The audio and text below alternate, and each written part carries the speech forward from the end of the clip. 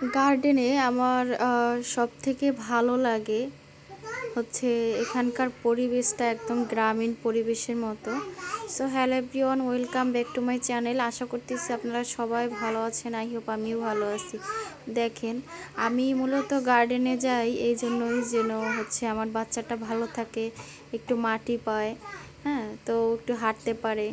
আর এখানকার পরিবেশগুলো এত সুন্দর, মানে প্রাকৃতিক পরিবেশের কথা বলতেছি। দেখেন প্রত্যেকটা, মানে আসলে এই ফুলগুলোর আমি নামও জানি না, দেখলেই মনে চায় যেন একটু ভিডিও করি।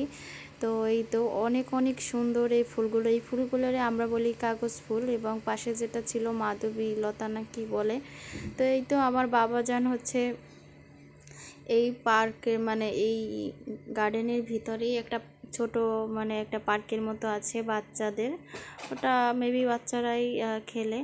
তো এই তো এটা হচ্ছে একদম, মানে মিরপুর 1 নাম্বার, এই সাইড আর কি, এই সাইডে মানে একদম সোজা হচ্ছে মিরপুর 1 নাম্বার, হচ্ছে ওই যে বোটানিক্যালের যে ফার্স্ট আর কি গেটটা, ওখান থেকে আর কি ঢোকে মানুষ। আর অন্য অন্য দিক দিয়েও ঢোকা যায়, যেমন আমরা আমাদের বাসার পেছন থেকে ঢুকেছি। তো এটা হচ্ছে আমাদের জন্য তাড়াতাড়ি হয় এবং গাড়ি ভাড়া লাগে না, মানে একদমই আমরা হেঁটে আসতে পারি গার্ডেনে। এই তো তো আজকেও ব্যতিক্রম না, আজকেও আমরা কিন্তু হেঁটে এসেছি গার্ডেনে, কোনো মানে গাড়িতে আসি নাই, কারণ আমাদের আসতে মাত্র 10 মিনিট বা 10 মিনিটেরও কম লাগে। যাই হোক, বাচ্চা নিয়ে আসি তো আস্তে আস্তে করে হেঁটে আসি। তো এই যে দেখো, গাছ দিয়েও কত সুন্দর ডেকোরেশন করা যায়, তাই না? আসলে জানেন,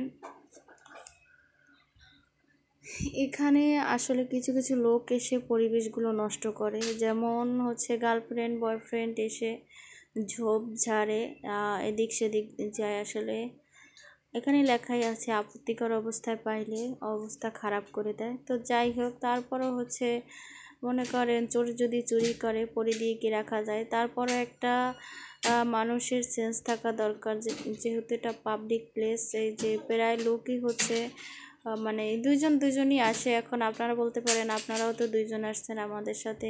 হ্যাঁ, আমরা 2জন আসছি এবং আমার বাচ্চা আছে।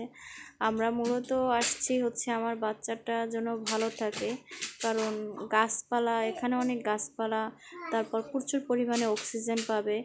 আমার হচ্ছে কিভাবে শরীর সুস্থ থাকবে, আমার বাচ্চাটা কিভাবে সুস্থ থাকবে, আমি সেদিকে সবসময় টেক কেয়ার করার চেষ্টা করি। তো হচ্ছে এই তো দেখেন, মানে সবুজ গাছপালা দেখলেও না চোখের জ্যোতি বাড়ে, এটা আপনারা অনেকেই জানেন, মেবি আমার বলার নাই।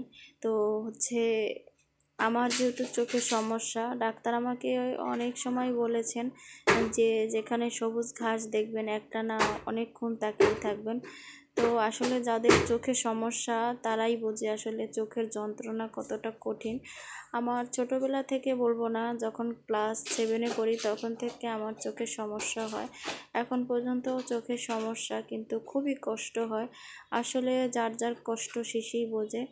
আসলে কারো